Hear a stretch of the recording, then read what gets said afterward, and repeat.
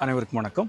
ஒரு துறைமுகம் என்பது தனித்தனி படகுகள் ஒன்று சேர்ந்து உருவாவது. ஒரு மனிதனுடைய வளர்ச்சியும் பல தனிப்பட்ட நிலைகளில் அவன் வளர்வதுதான் ஒரு முழுமையான ஆளுமை வளர்ச்சி என்று நாம் பார்க்கின்றோம். அந்த வகையில் இந்த குழந்தைகளை பார்க்கும் பொழுது பள்ளிக்கூடத்தில் நாம் இப்போ அனுப்ப துவங்குவோம். இந்த நாட்களில் நாம் ஒரு 5 விதமான வளர்ச்சிகளை அவர்களில் நாம் எதிர்பார்க்க அழைக்கப்படுகிறோம்.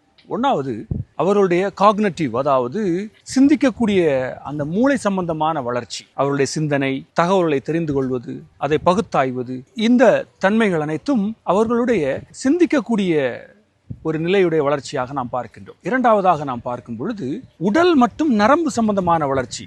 உடலில் ஹார்மோன்கள், நரம்பு, தசைகள் இவை வளர்வதும் ஒரு குழந்தை அல்லது மனிதனுடைய மிக முக்கியமான ஒரு வளர்ச்சியாக நாம் பார்க்கின்றோம். மூன்றாவதாக சமூக வளர்ச்சி. அவர்களுடைய குடும்பத்தில் அவர்கள் எவ்வாறு பயணிக்கின்றார்கள், நட்பு வட்டாரம், வகுப்பு தோழர்கள், பிடித்தவர்கள் பிடிக்காதவர்கள், இவர்களோடு எப்படி பழகுகிறார்கள் என்று இந்த சமூகத்தில் அவர்களுடைய ஈடுபாட்டை நாம் சமூக வளர்ச்சி என்று பார்க்கின்றோம். நான்காவதாக உணர்வு சார்ந்த வளர்ச்சி. அவருடைய உணர்வுகளை இனம் கண்டுகொள்வதும், அதை சரியான இடத்தில் சரியான விகிதத்தில் பகிர்ந்து கொள்வதும், தேவையற்ற இடங்களில் வெளிப்படுத்தாமல் இருப்பதும், இத்தகைய ஒரு வளர்ச்சி அவருடைய உணர்வுகள் சார்ந்த வளர்ச்சி. இதுவும் மிக முக்கியமான ஒரு வளர்ச்சியாக பார்க்கின்றோம்.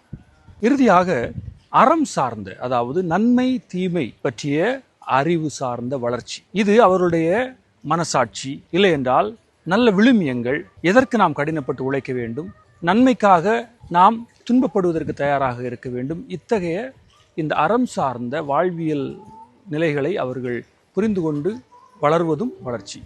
இந்த 5 நிலைகளில் வளர்ச்சி ஏற்படுத்துவதற்காகத்தான் இந்த பள்ளிக்கூடங்கள் அமைய வேண்டும். ஆனால் இன்றைய நாட்களில் இது வெறும் மூளையை மட்டும் தூண்டுகின்ற, ஞாபக சக்தியை மட்டும் மையப்படுத்திய ஒரு வளர்ச்சியாக போய்கொண்டிருக்கிறதோ என்ற ஒரு ஐயப்பாடு இல்லாமல் இல்லை. நாம் நமது குழந்தைகளை பள்ளிக்கூடங்களுக்கு அனுப்பும் பொழுது இந்த 5 நிலைகளில் அவர்கள் வளர்கின்றார்களா என்று பார்த்து அதற்காக முயற்சி எடுப்போம். நன்றி.